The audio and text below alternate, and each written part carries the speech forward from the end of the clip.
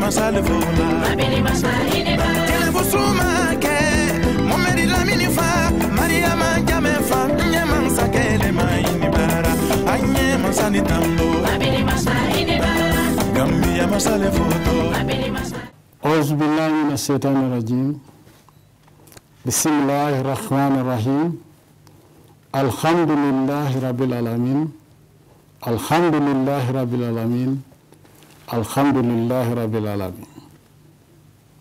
Fellow Gambians, it is with great pride and honor that I address you on the momentous occasion of the 20th anniversary of the 22nd July Revolution.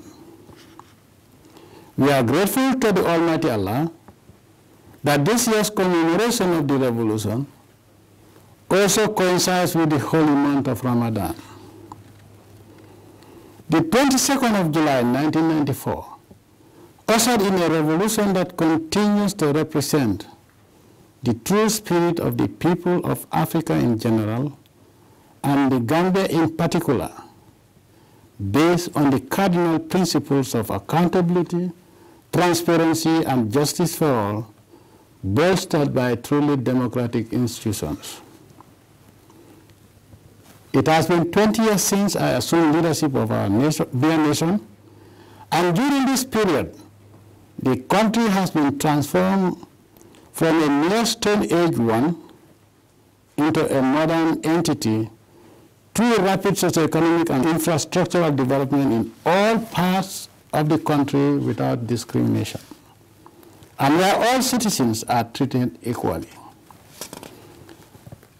We do not waver in achieving the sacred goals of the revolution, and the remarkable success we have registered since 1994 is manifested in all aspects of our daily lives, and we take great pride in the fact that today everybody living in this country continues to enjoy the benefits of our achievements. Therefore, I would like to convey my sincere gratitude, appreciation, and heartfelt congratulations to all the nationalistic and Allah-fearing citizens and true friends of the Gambia for their support, prayers, hard work, determination, commitment, and dedication to the national development agenda of the revolution. Fellow Gambians, as we all know, the impact of our collective effort continues to be positively felt in all parts of the country and covers all sectors of our economy, ranging from public infrastructure, agriculture, to vital social services like health and education. The effect of these and other innumerable development initiatives have been felt not only within the borders of this country, but also in neighboring countries and beyond. Therefore, looking back 20 years, we have a cause to celebrate our success, and we will have to do so in grand style. Although we had tremendous challenges and distractions from anti-revolutionary forces, we have always remained steadfast in our quest to develop and move the country forward with clear conviction, patriotic zeal, and fervor. In consequence, we proved skeptics both at home and abroad woefully wrong, and have demonstrated that with the Almighty Allah on our side, we will deliver to the Gambian people as promised, whatever the circumstances. However, we must acknowledge that there are challenges due to unpatriotic and dishonest behavior of some public servants who violate the oath they take by indulging in corrupt practices to the detriment of the people they swore to serve. Corruption and greed have become some of the main challenges of our efforts to develop this country, and we are committed to eradicating them without mercy and by any means.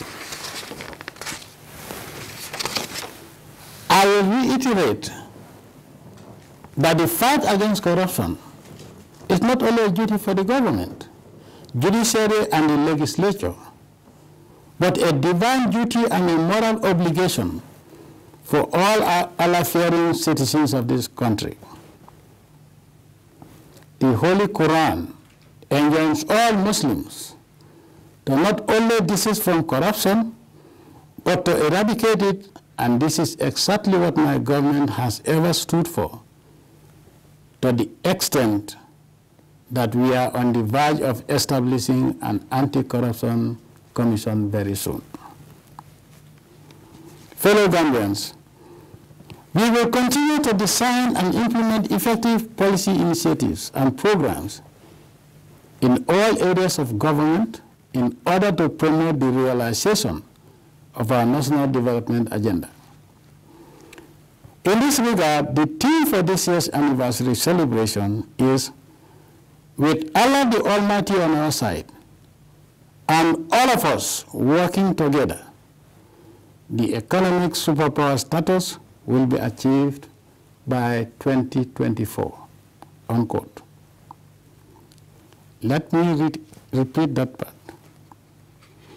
Fellow Gambians, we will continue to design and implement effective policy initiatives and programs in all areas of government in order to promote the realization of our national development agenda. In this regard, the theme for this year's anniversary celebration is "With Allah the Almighty on our side, and all of us working together, the economic superpower status will be achieved by 2024, inshallah." This theme has been adopted considering our collective national desire for high living standards as articulated in Vision 2020. Accordingly, we will continue to move forward, guided by the objectives of Vision 2020, as we seek to attain economic superpower status by 2024, inshallah. Fellow Gambians, with the Almighty Allah on our side, and by working together, the attainment of economic superpower status is within reach. Some nations of the size of our country, and with little or limited natural resources, are ranked as wealthy nations. Why not the Gambia?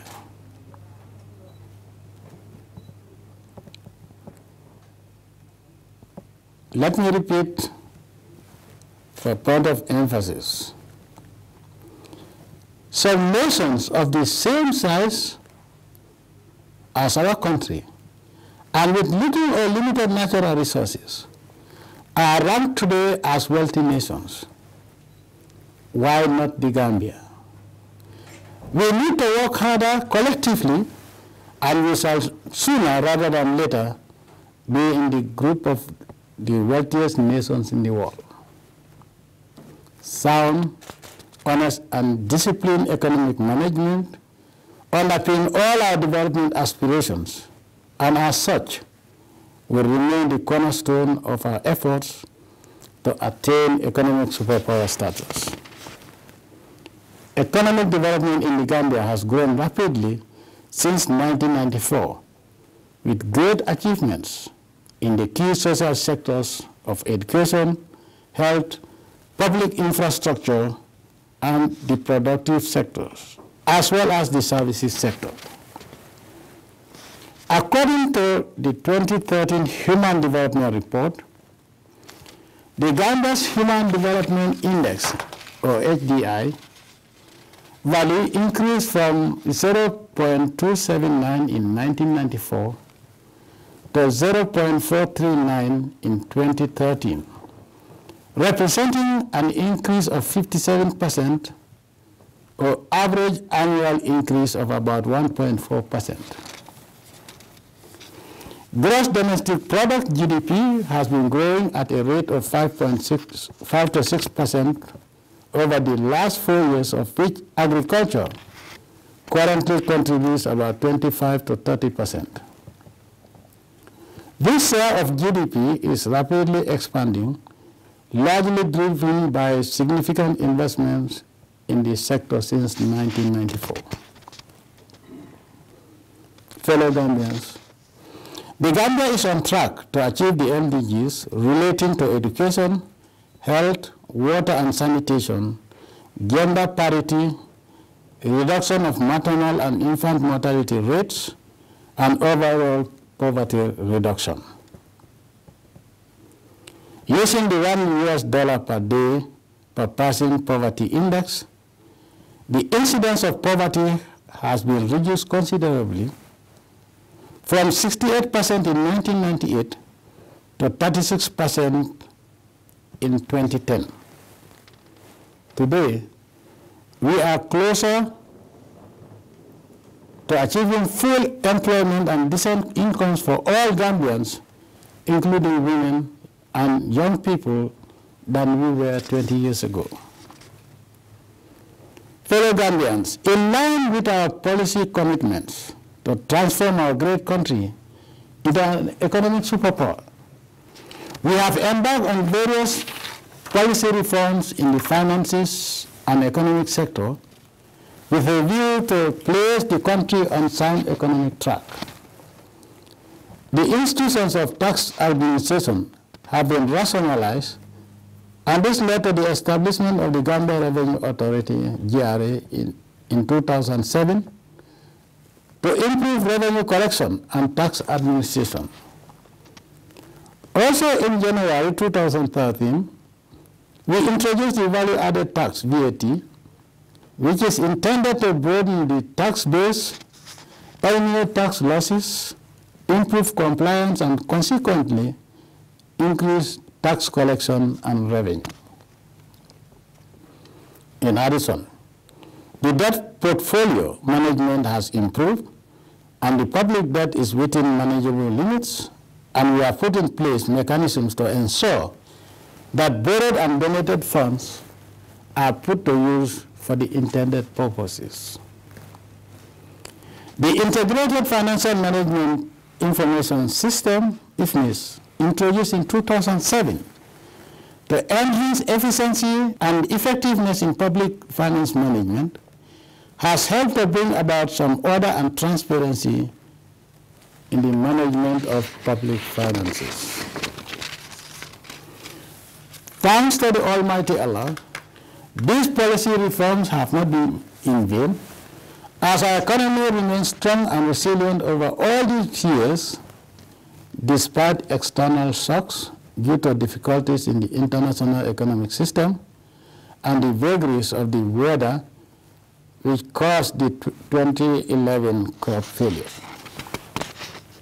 Fellow Gambians, given the ever-increasing pressure on available economic resources due to the growing needs for the provision of services, government will continue to prioritize national development by strictly focusing on the productive sectors and key social services which have the potential to raise the performance of the economy to an enviable level. We are determined to ensure that priority sectors get the required attention and resources. Fellow Gambians, our economy cannot develop to the desired level without a strong productive sector. Therefore, government will strive to increase agricultural productivity, especially through the recently launched Vision 2016 Food Self-Sufficiency Initiative and other projects and programs to boost agricultural productivity. All these policies, projects and programs are geared towards improving agricultural productivity to guarantee food self-sufficiency, raising rural incomes, expanding employment opportunities, and contributing to growth in exports. However, fellow Gambians, it is regrettable that despite the huge quantum of resources expended in the agricultural sector since 1994, we have very little to show for it. This therefore necessitated a change of policy in the sector by emphasizing more practical approaches to agricultural production than endless theories propagated at often futile, wasteful, and bogus workshops. Let me repeat. However, it is regrettable that despite the huge quantum of resources expended in the agriculture sector since 1994, we have very little to show for it. This therefore necessitated a change of policy in the sector by emphasizing more practical approaches to agricultural production than endless theories propagated at often futile, wasteful, and bogus workshops.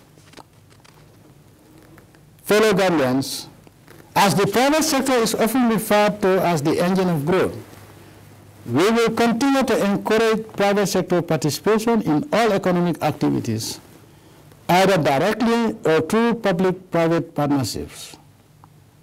Therefore, through the Ministry of Trade, Industry, Regional Integration, and Employment, we will continue to pursue reform measures to improve the business environment, promote investment, and ensure fair trade as part of our strategies for private sector development.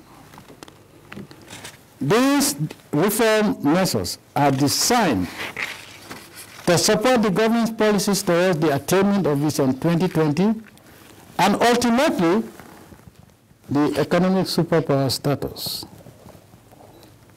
The Minister of Trade, therefore, formulated the National Industrial Policy in 1998 to provide strategic direction for the expansion of production and promotion of value addition in sectors with high employment and growth potential.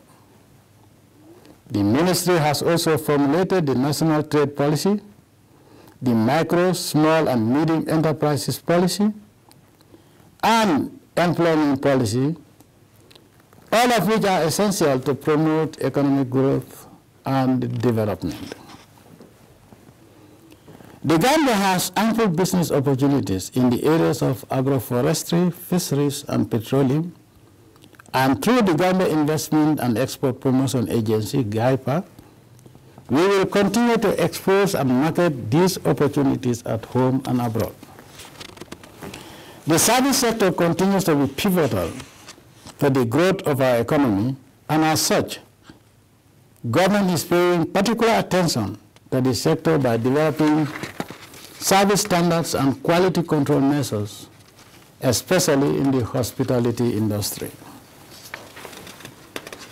Fellow Gambians, the July 22nd revolution has brought about significant developments in the tourism sector, resulting in a significant increase in the sector's contribution to GDP, coming second to agriculture.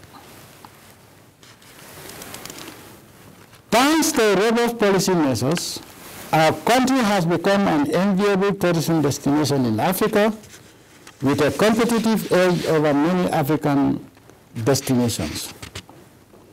The significant developments in the tourism sector during the past 2 decades have also translated into 35,000 jobs for Gambians, compared to below 6,000 jobs in 1993. To support the development of the tourism sector, as well as the productive sectors of the economy, we have been embarking on massive development of public infrastructure. With the Langan-Koto Pasinas and other road projects, such as the Basse-Koina Road project, soon to begin, their completion will contribute to the further development of first-class national road network that would link major growth centers throughout the country. Thanks to the revolution,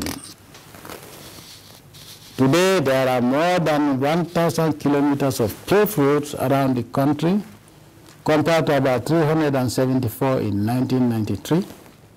And these roads have facilitated domestic and international trade.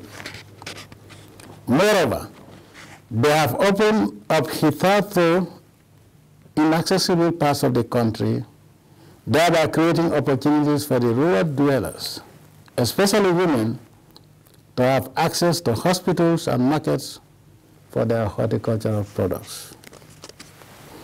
Fellow Gambians, the following are among the key roads constructed from July 1994 to date.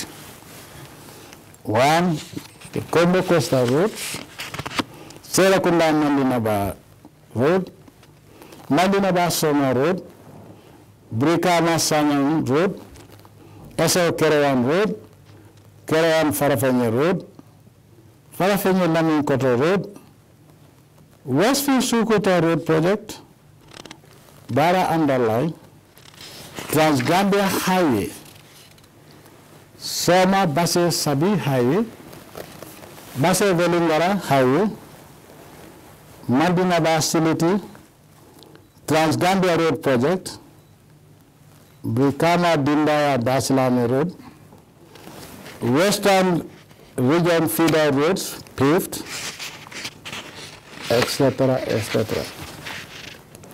These are some of the key roads projects of the revolution. The seaport and the airport are also going through tremendous transformation, as both are implementing projects to improve their competitiveness within the sub-region. However, the energy sector continues to be a challenge, having regard to its huge relevance to economic development. Although we have invested heavily in power generation, transmission and distribution over the past 20 years, such investment is always outstripped by the constantly increasing demand for electricity, both for domestic and industrial use. Let me repeat. However, the energy sector continues to be a challenge, having regard to its huge relevance to economic development. Although we have invested heavily in power generation, transmission, and distribution over the past 20 years, such investment is always outstripped by the constantly increasing demand for electricity, both for domestic and industrial use. Notwithstanding, we shall continue our efforts to increase supply and make it more affordable. In this regard, government has recently received heavy fuel oil generators, which will be deployed in the provinces to improve supplies for rural dwellers. As we continue to seek ways of improving energy supply and make it affordable as well, government will explore alternative and renewable energy in solar and wind turbines. In this regard, we will encourage investments in these areas through power purchase agreements. My government recognizes that the sustainable management of our environment and natural resources is the cornerstone for meaningful sustainable development and is therefore of high priority to my government. Government, through the National Environment Agency, NEA, is focused on advancing sustainable development by promoting sound and healthy environmental programs, including programs for arresting environmental degradation. Already, achievements in this area during the past years include the continuous strengthening of a functional institutional framework for natural resources management and planning, and a legal and regulatory framework for the environment. Furthermore, government initiated the Gambia Environmental Action Plan, or GAP Phase 1, which is now followed by the second phase of GIP. The overall goal of the GIP is to ensure sustainable development through an effective, financially self-sustaining environmental and natural resources management systems. Fellow Gambians, my clarion call for, quote, Operation Clean the Nation, unquote, has been answered as manifested in the increasing awareness of the populace of the importance of a healthy and clean environment free from litter and other hazardous wastes. Fellow Gambians, the glorious July 22nd revolution has led to the tremendous improvement in the social sector with access to high quality, relevant, and affordable education and health in all parts of the country. Today, thanks to the revolution, education and health have been practically brought to the doorsteps of all Gambians. We have placed huge emphasis on the scaling up of basic and comprehensive curative and preventive healthcare services by reaching out to communities around the country, especially hard-to-reach areas. It is gratifying to know that all communities in the Gambia are now within reasonable reach of a health facility. The July 22nd revolution resulted in the establishment of many health facilities at all levels, from primary to tertiary. Prior to 1994, there were a total of 28 health facilities throughout the country, with only 2 being major referral hospitals, that is Bansang and Banjul.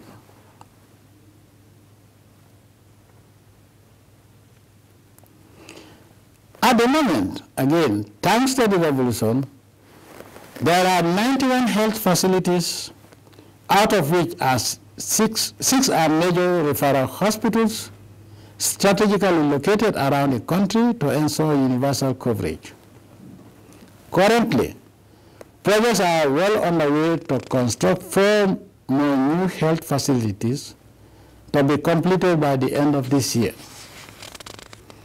The Minister of Health will ensure continuous improvement of services and facilities at all levels of the public health system and at affordable costs. The doctor-to-patient ratio is being improved, especially with the training of homegrown doctors at the University of the Gambia. Fellow Gambians, since July 1994, we have been working tirelessly to make education accessible, affordable, and relevant by aligning it with the long-term development needs of the country. For this end, my government has, for the past years, been focusing on increasing access to good quality education through the establishment of new schools, the provision of scholarships for deserving young people, and the training of teachers, among other measures. 20 years on, the number of lower basic schools increased from 250 to 590, while the number of upper basic schools increased from 22 to 196, and senior secondary schools from 12 to 103. The total number of schools, including private schools, therefore increased from 284 in 1994 to 889 in 2014, excluding the madrasas. I will repeat for the purposes of clarity. 20 years on, the number of lower basic schools increased from 250 to 590, while the number of upper basic schools increased from 22 to 196, and senior secondary schools from 12 to 103. Therefore, the total number of schools, including private schools, therefore, increased from 284 in 1994 to 889 in 2014, and this excludes the madrasas. Correspondingly, the total enrollment from lower basic to senior secondary increased from 132,591 in 1994 to 411,443 this year, with the lower basic school level polling an increase from 105,471 to 274,939, while the upper basic level shows an increase from 17,899 in 1994 to 87,391, and the senior secondary from 9,221 in 1994 to 49,103. We are consciously setting the agenda for the future. Similarly, the number of teachers increased at the lower basic level from 3,158 in 1994 to 7,464 this year, while the upper basic level shows an increase from 666 in 1994 to 3,154, and senior secondary from 460 in 1994 to 1,971. What is most significant is the increase of the proportion of Gambian teachers in senior secondary schools, which rose from 34% in 1994 to 68% in 2014. The University of the Gambia was established to cater for the human capital development needs of our country. Today, the university has graduated many young Gambians in various fields of specialization relevant to our development needs. When the UTG main campus in Faraba is complete, more disciplines relevant to our economic development would be introduced. Apart from the UTG, we have encouraged the establishment of many tertiary institutions for middle-level skills development programs, and thankfully, these institutions are producing technicians for businesses and industry. Fellow Gambians, an efficient and effective telecommunication system is paramount to the development of our economy. Having that in mind, we have invested heavily in the sector in order to ease communication bottlenecks and facilitate faster and more efficient business transactions. The most significant investment in this regard is the Africa Coast to Europe East submarine cable system, a high bandwidth submarine cable system that connects the Gambia to the global information superhighway. This system will be the backbone of our national telecommunications system, especially broadband internet service. Fellow Gambians, at the center of all our efforts to attain economic superpower status is the youth, who constitute a high percentage of our population. Instead of embarking on perilous journeys to reach Europe illegally, the youth should take advantage of the numerous opportunities created by government for decent and honorable living. At this juncture, I wish to commend the women folk, both young and old, for their immense contribution to the achievements of the July 22nd Revolution in national development, and the great contribution of the youth of this country as well in terms of moral and political support to the revolution, and taking full advantage of the various educational opportunities put at their disposal as a result of the revolution. Gender equity and the empowerment of women are important cornerstones to any country's development. Therefore, my government continues to accord high priority to the enhancement of the status of women and children. In this regard, numerous policies, programs, and legislative instruments have been developed and are being implemented to address the welfare of women and children.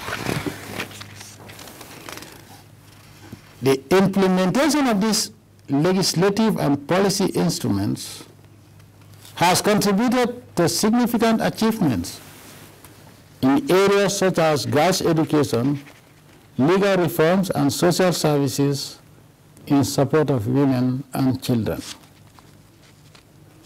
My government has also increased the number of women in decision-making positions and increased access to labor-saving devices such as tractors, milling machines, power tillers, and other farm implements. Thousands of women have also benefited from the soft loans from the Women's Bureau microfinance window. Fellow Gambians, in line with the theme for this year's celebration, I wish to enjoin all to embrace hard work, dedication, and commitment to the cause of developing our country, and to continue living in harmony. In so doing, we will remain happy as one big family without regards to tribe, religion, or political affiliation. Fellow Gambians, in all this, national security, peace, and stability are sine qua non to the achievements of the above stated objectives. Therefore, we will not compromise national security, peace, and stability of this country for whatever reason. The security forces would continue to receive the priority attention they deserve, whilst at the same time boosting their strength, quality, and proficiency at all levels and times through advanced training, social incentives, etc. To assist the security forces in dealing with security of life and property, the judiciary continues to pursue legal reforms to ensure speedy dispensation of justice to boost the confidence of the citizens. Law courts have been established in the regional administrative areas in order to ease access to justice, especially for the underprivileged. The issue of backlog of cases continues to be addressed with the expansion of the bench. Fellow Gambians, in terms of our foreign relations, my government will continue to pursue the Gambia's strategic interests by maintaining friendly relations with countries around the world based on mutual respect and equality. We shall not waver in the promotion of peace around the world, especially within Africa, as it is only through peace that we can enjoy sustainable economic development and get ourselves out of abject poverty.